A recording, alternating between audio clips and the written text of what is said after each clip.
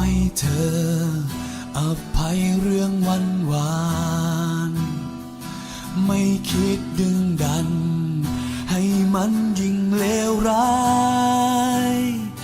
ไม่ขอให้เธอกลับมาไม่ขอให้เริ่มใหม่เข้าใจ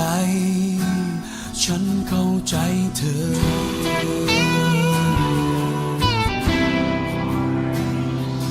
แค่ขอให้เธอ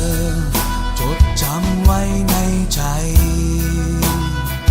ไม่ว่ายังไงห่วงใยอยู่เสมอถึงฉันจะเลว